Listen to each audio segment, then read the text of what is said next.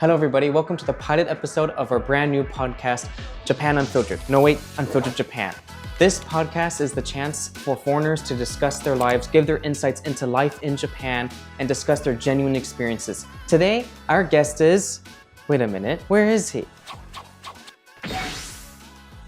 Today, with our guest, we're going to discuss how it's like to live in Japan as a half Japanese, and he's going to give us valuable insights into life in Japan, how important it is to speak Japanese well, and how you can get a job or internship in Japan. Can you introduce yourself? So I'm Kai. I'm British and Japanese. I'm studying in the UK right now, but I've also been living in Japan for 7 years. So you've been in Japan before, right? Yes, so I did 4 years in high school, and I lived when I was in elementary school for 3 years. So you mentioned that you're half Japanese, half British, right?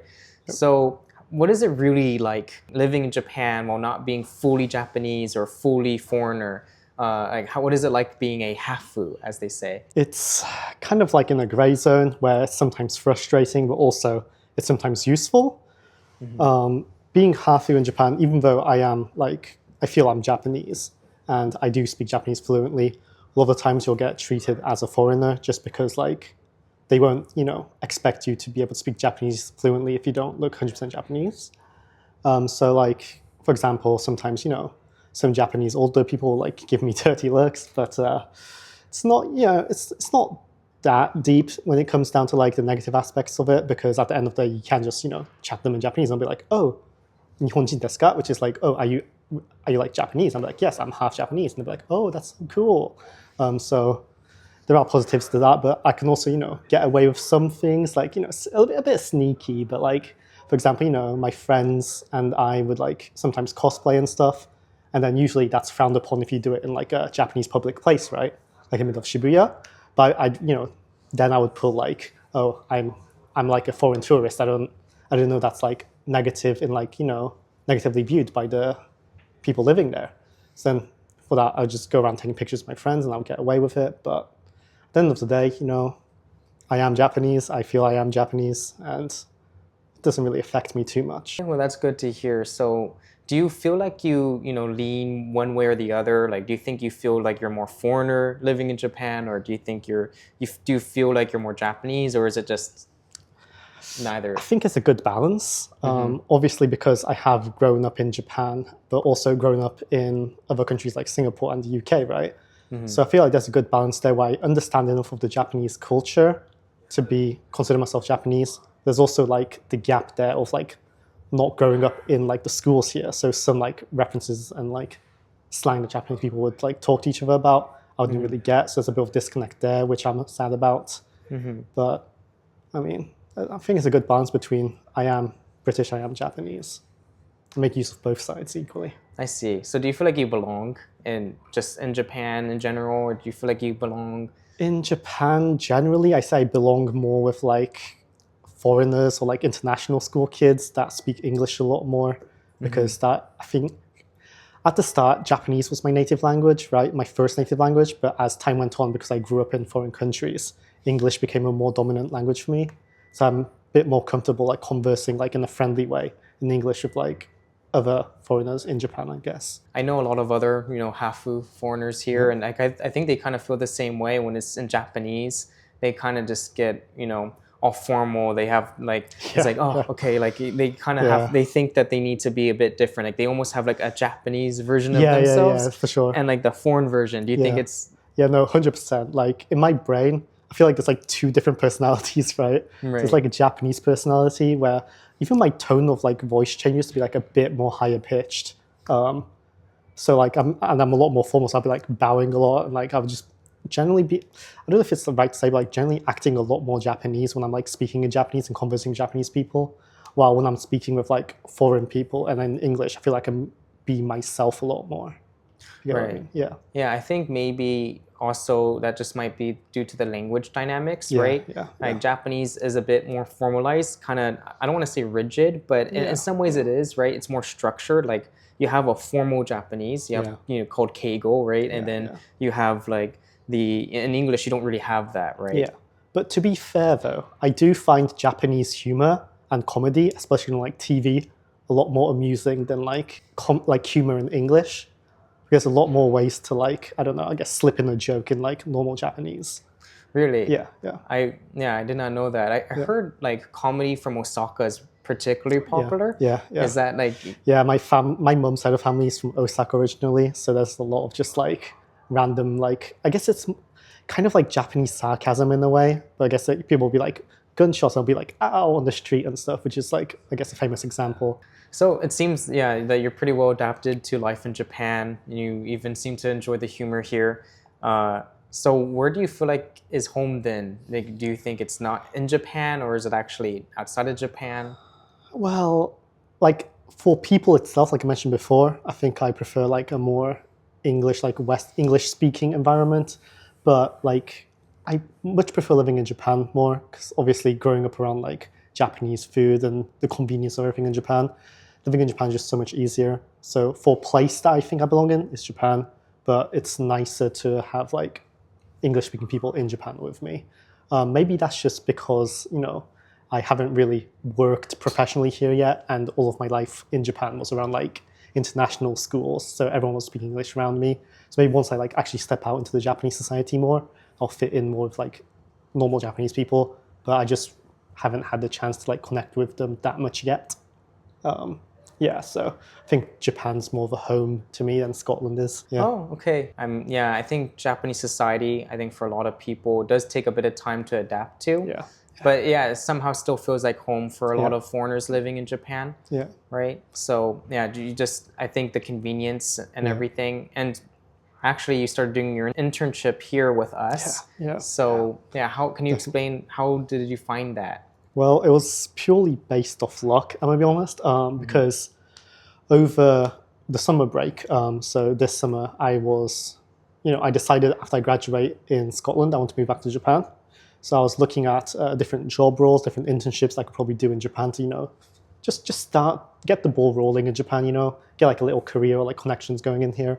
So I was like, I want to look for an internship in Japan. So I went on LinkedIn. I was just looking at job roles in Japan that are open at offers right now. Then I saw that Koto Academy had marketing, like SNS marketing, SNS marketing like manager roles or like stuff like that posted. So I DM'd Koto Academy on LinkedIn and I was like, hey, so you guys are looking for marketing experts. Do you guys have any like internship roles for this position? And it turns out you guys did. So that's how I pretty much got here. Yeah, that's actually great that you did that. You know, I'm glad that you reached out. Yeah. And I think a lot of people don't think to you just see a job post and you just apply to whatever is available, but actually just reaching out makes a huge difference, right? Yeah, for sure. It's like if you definitely want to as a foreigner want to get a job in Japan, I think it's an important thing to do is reach out a lot because first of all, you're not really going to have like any connections here to start off with, right? So just reaching out and talking to people, like even if it's just like a corporate account, there'll be someone behind that account talking to you. So it's just honestly better to just start talking to people to get a job. Right. Yes. I think if there's an email that you can just reach out to, it definitely is worth doing that just so you can kind of get your foot in the door, talk to people. I think that's how my sister got an internship in Japan as well. So it definitely works. Yeah. Yes, for sure. I've gone roles this way before too. You just message the person. Usually, I think even the job post has on LinkedIn, right? The has like the main interviewer or like main point of contact that you can talk to. Yeah. Right, exactly. So I would send a message to them and see if something happens. It doesn't even need to just be for a role, right now, right? It's like just building that network as you mentioned. Building a network, just like, I'm interested in this. Do you have any positions for this available? Even if there's no, they'll keep your like name in their minds just for that role if they ever need someone. Exactly. And then once you so now you're in the internship, right? Like you're now meeting new people here.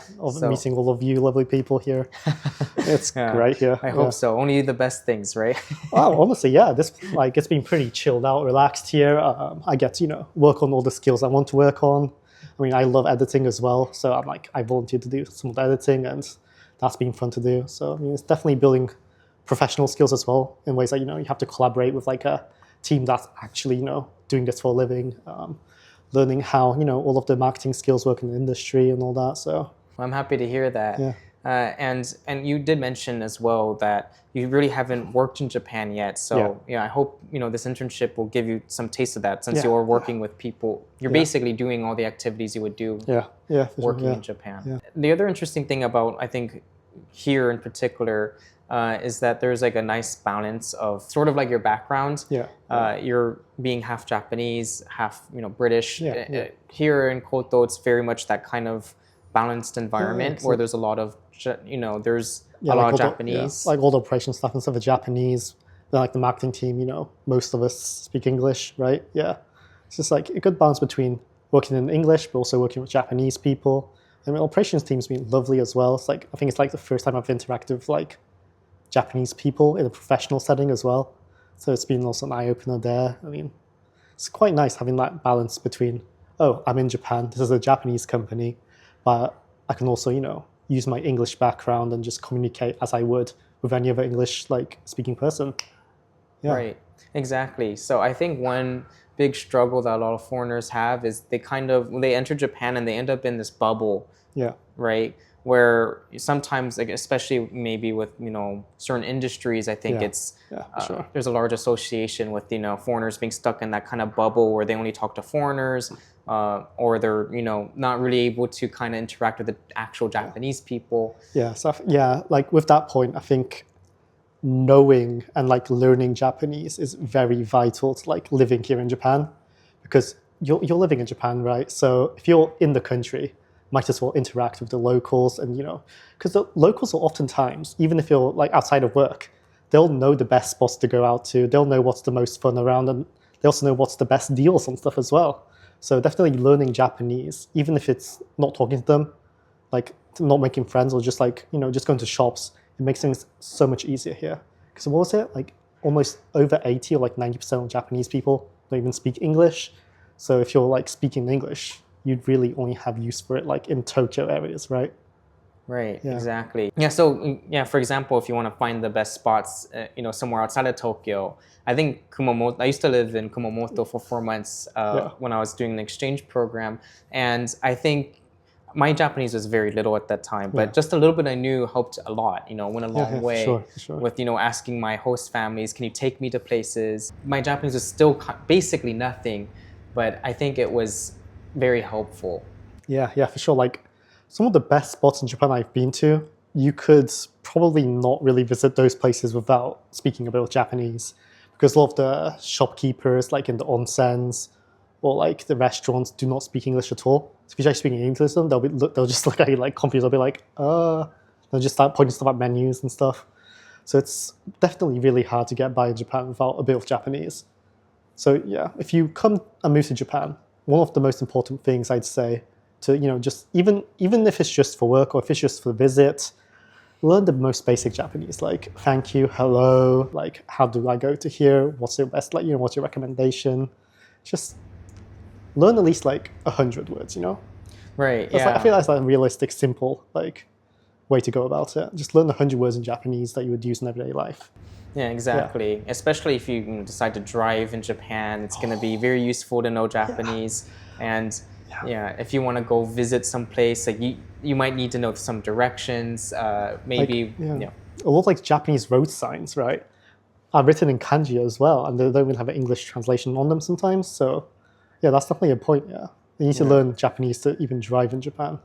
For sure, at least a little bit. I mean, there's no prerequisite, right? I think someone with an international permit can drive in Japan, but you don't need to speak any Japanese, right? So it is, I think, it's just very useful for your safety, right? Even if it's not a legal requirement per se. Yeah. I mean, correct me if I'm wrong, but like a lot of Japanese paperwork is still like all in Japanese, right? So if you don't know what the Japanese says on the paperwork, it'll be really hard to move to Japan as well, because then you don't know how to fill the paper out work without like struggling a lot, I think, because you have like translate everything, right? So exactly. Even on just the paperwork like aspects of moving to Japan, like learning Japanese is super helpful, because you can just interact with like people behind the counters at the government offices as well, right? Exactly. I mean, you might not be able to read. to be honest, I can't read everything on that paper still. Yeah. But just being able to ask the staff, like, can you help me writing this? Yeah, for sure, yeah. That helps so much. Just being able to at least talk with the staff. Yeah, like just very simply ask people, what does this mean? Like, can you help me with this? That's like, one of the most important things to know if you're going to come to Japan. Yes, exactly. And so, we've. So, what would you say is your advice to people?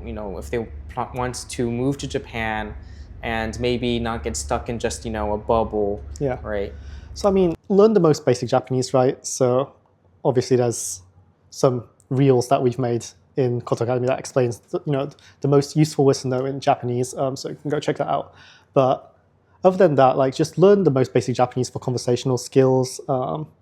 Learn Japanese mannerisms for sure, because some things like taboos here, right, that you can't do, like playing really loud music or just talking really loudly on the trains and buses. Or you'll get a lot of dirty stares for that.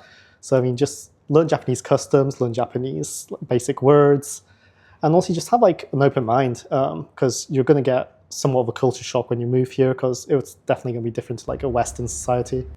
I think those three are like the most important things. Right. Yeah, I think for sure. Maybe doing some research too, right? Prior to coming to Japan, sometimes people are a little bit taken aback by certain things. And sometimes I know maybe in some countries it might be considered rude, for example, to slurp noodles really loud. Yeah. So one foreigner has actually told my Japanese friends, like, "Oh, can you stop eating so loud?" And it's kind of crazy to say that here, because in Japan, actually slurping the noodles really loud is a good thing, right? Yeah, it means like, because it's like showing respect to like, if it's in a ramen place, right? It's showing respect to the ramen like cook, because it's like saying, yes, this like ramen's really tasty. Like, so I'm slurping really loud because like I'm eating it really quick because I love the taste. It's like actually respect, like it's respectful to slurp it loud. Right, exactly. So just knowing some of these things, and I think will help a lot. Knowing also, I mean, maybe certain things don't need to be said, like please don't dance on the trains and stuff like that, or do pull-ups on the what's those the torii gates. The torii gates. Yeah. I remember seeing people doing pull-ups on that, and I'm like, that's a little too much. Definitely don't carve your names into them either. There was like some people that got arrested for that. Like, it was crazy. Yes. Like, some people need to actually just like look up like Japanese customs and just respect, I guess. Right. Yeah. I think that would go a long way to make your trip here way better, maybe way more safe, and it will make your experience more enjoyable, I think, overall. Because I mean, if you learn Japanese customs, Japanese people also be more positive towards you, I suppose. So then you also might, you get treated nicer. You get a more authentic, experience in Japan. So it's definitely better to know a few things before coming to Japan. Yes, exactly. So is there anything you don't like about Japan?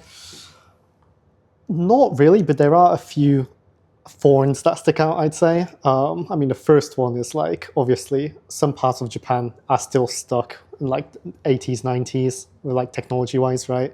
It's like, for example, if you're submitting paperwork to the government, either you have to go in person, or you have to like fax them, like all the paperwork, right? Because like in the UK, for getting a driver's license and getting your driver's license renewed, you can all just do it online with a click of a button. But in Japan, I have to like go in person to like, because I just got my driver's license, I have to go into I can't go into police stations. I have to go into the actual driver center, and that's like really packed full of people. So that's really annoying to do. I mean, it's not too bad of a debuff to Japan, I say. Yeah, no, I think that's about it. So it's just some parts of Japan are just really old, and they need to just update it soon. Right, yeah. I think that's a common complaint about Japan. It often feels like it's kind of trapped in the past, I guess you could say. This is like a term describing Japan that I've seen online, and I really like it. Japan's like a country that was built in the 90s to predict what Japan would be like in the 40s. So a lot of like infrastructure is still stuck in the 90s, but it looks futuristic on paper. Yeah, maybe surface level, maybe, it's like futuristic, but you peek under the hood, it's, it's like everything's made of wood or something. But the other thing I think people complain about in Japan is just how procedural it can be. So say like people who try to get a driver's license, for example, they had to call ahead of time to do it, and they called ahead of time, and then they get there, and somehow like they called for the wrong reservation. So they asked like, oh, can I just make the right reservation here since I'm already here? And they're like, oh, no, you have to go back home and call us. And he's like, but why do I have to do that, right? Yeah, I guess it's all very like inconvenient there, but I mean, it keeps everything organized. So me personally, I like that it's all procedural, because if you read properly all of the like instructions information, it makes sense in the end. So what happens is, you just have to double read everything. You have to read all of the fine print and be like, oh, this is how everything actually works. Because yeah, it all makes sense in the end. Right, that's true. But I do often hear that even if you read through the fine print, there's always something that you know. I suppose there's always some parts that are left out that you wouldn't know unless you like actually learn Japanese. Yeah, right. Yeah, learning Japanese, or sometimes even if you do know Japanese, there's always going to be some kind of catch, right? It might sound good from on paper, but the actual it's just a lot of like outdated ways of doing things that need to be updated a bit, because other countries do it, so they could just learn a bit from other countries and streamline everything to make it more convenient for people. Yeah. Right. Yeah, that's true. I think one big thing that foreigners think needs major updating is the housing market. Like housing discrimination and these things. And so the contracts, like some companies don't even allow foreigners, which they actually have in writing sometimes. And that's, kind of crazy that they're legally allowed to do that. Yeah. Well, I mean, I suppose that's one part of being half that I will never experience, because I'm Japanese. But yeah, no, that does need to be updated. Yeah. I mean, that is, those are all, some major things that I hear complaints about. So yeah, no, I agree with that. I personally thought that the housing market was quite all right compared to other countries, because other countries obviously like the rent's really high compared to the minimum wage. But in Japan, like it's affordable, right? Like it's not that expensive, even in like central Tokyo. It's definitely still affordable, and I think minimum wage to just living expenses is really good here as well. Right. Yeah, I think that's actually a really good point. I think relatively speaking, in terms of at least affordability, of course, housing discrimination aside, I think it's really unique in Japan that apartments and accommodation is like just generally pretty affordable. Like you don't really need to be making, six-figure salary like in New York to afford, a small studio apartment, right? Yeah, like living in Tokyo compared to other major cities in the world is really affordable, and it's generally really clean and safe here too. So you don't have much to worry about other than getting a job. Right, exactly. And that's the that's the thing. If you don't speak Japanese, it'll be really hard to get a job in Japan. So yeah. Right, that's true. So, considering how it is in Japan and perhaps your experiences in other countries, what do you think, how does it compare? How does living in Japan compare to living in other countries? If you speak Japanese like I do, living in Japan is definitely my favorite place to live in. It's clean, it's safe, it's generally got the best food. Maybe it's just because I live in Tokyo, and Tokyo's got a lot of great food from all over the world here, because there's a lot of chefs that come here. Because I live in the UK for university, and the food there, UK isn't really known for great food. There's a lot of horrors out there. You can't really just walk down the street and find like a really tasty restaurant in the UK. So if you walk down the street, it'll just be like a lot of just deep fried, random like cheap stuff, right? But in Japan, I leave my house, I walk down like 2 blocks maybe, and I find like a restaurant that's like 4 or 5 stars, and it tastes 4 or 5 stars. Yeah, so I think living in Japan for me has been the best experience so far. Mind you, I've only lived in Japan, Singapore, and the UK. Singapore's all right, but everything's really expensive. UK is the UK. It's all right. I mean, it's not the worst place to be, but it's also just really rainy all the time. It's grey. Everything's old, and the food's... but at least salaries are high compared to Japan, I guess, kind of. But cost of living is more expensive there as well. So Japan's affordable. Japan's got great food. Japan's got the convenience. And you don't really have to even leave Japan to do fun things, because Japan has tropical islands in the south, and it has like a winter wonderland in the north. So you get everything in Japan. in my experience. So I think Japan's just my favorite place to live. Yeah, that seems to about cover it. Yeah, Yeah. Japan, hands down, is the best place to live for you. Yeah, for me, yeah.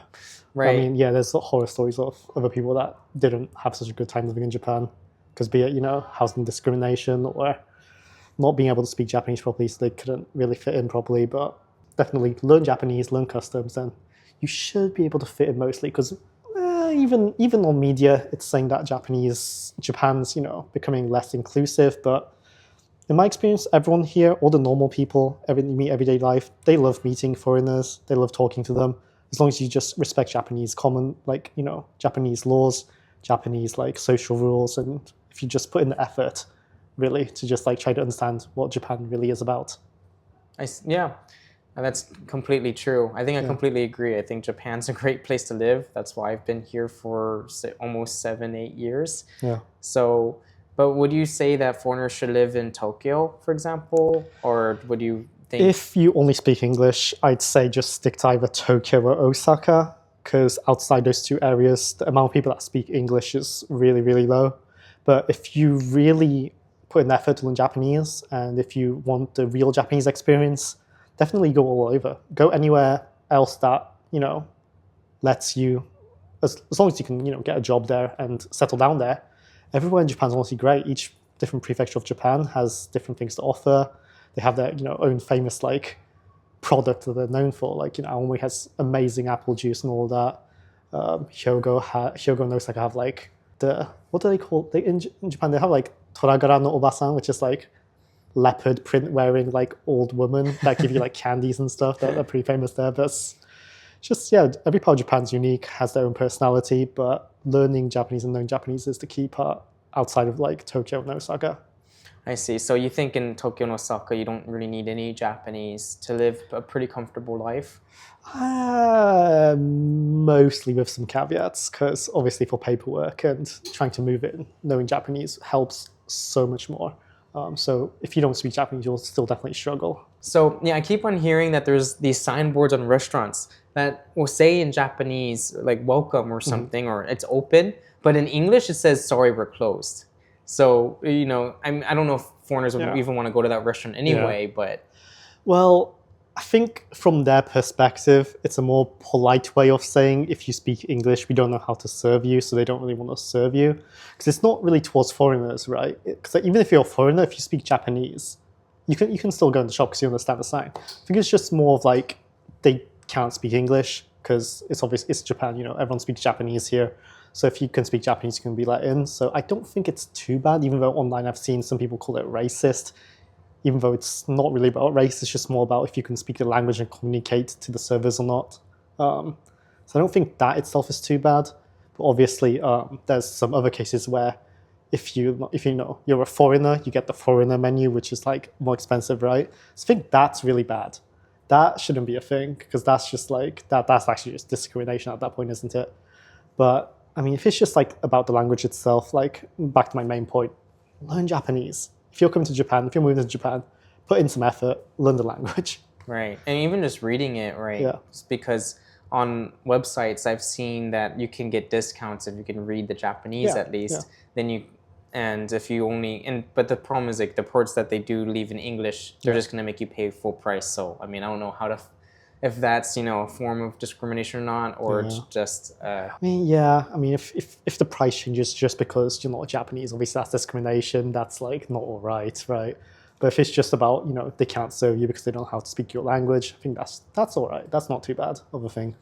Right, exactly. So, yeah, I mean, you growing up, being able to speak both Japanese and English, right?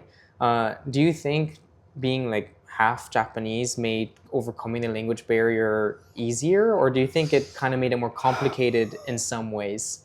I'm in the gray zone there, because for sure, just conversational, just living here, it's definitely helped me a lot, right? Because my mom's Japanese, she made sure I knew how to converse in Japanese, how to read and write in Japanese since I was a kid.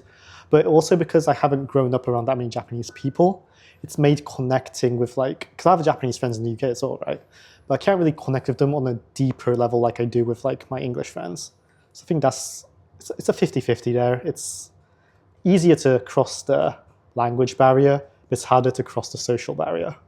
Okay. Yeah. Interesting. Is it more because of the kind of, as they say, high context communication? Where No, well, all communication I understand and I get, but it's just more like a type of thing. Like, if you like speak a language fluently, there's just some like cues that you just know just from like being 100% fluent in that language. Just some parts like that, I guess I just miss from not growing up in Japan my whole life. So it just makes things slightly awkward. I see. But I mean, they still hang out with me. They still, talk to me. We still go out together. So at the end of the day, we are still friends and all that. So I see. right, yeah. Is it more like maybe we won't be up to date with all the references and all the cultural things? Yeah, it's just all like the trends on social media and everything that they start talking about. And I'm like, I don't know what that is because I'm not on like Japanese TikTok. Right, yeah. I think there's like all these different social media trends that, so Japanese social media is something I still... It's just another part of the internet that I don't really access that often, yeah. Yeah, it's very interesting. And the humor on Japanese social media is also pretty different as well. Well, yeah, humor I get, so the humor I like, but it's just, all my social media is in English, so I never come across any of the Japanese like trends and like topics that all my friends would like to talk about. Yeah. Yeah, I get that. I think even being in Japan for so long myself, sometimes when I go back to the States, you get the reverse culture shock in a sense. Yeah. Japan's always like a few years late to like memes and stuff, I guess. So every time I go to like the UK or come back, I'm just talking to like Japanese people. And like a few years ago, I think, or maybe it was like this year, they started talking about skibidi toilet in Japan as well. And I'm like, damn, that happened a few years ago in the UK and like America and stuff. Right, yeah. So I don't even know what's going on. Back in my home country, my friends will be like saying, "Oh, did you hear about this?" And I'll be like, "What? What's going on? What happened? What?" Yeah. So then like now I'm just like lost in two countries. Yeah, it's hard, but I mean, it gets all right. Yeah, it's good. Yeah, you start to blend in a bit. You start to learn the culture a bit. You start to learn the trends.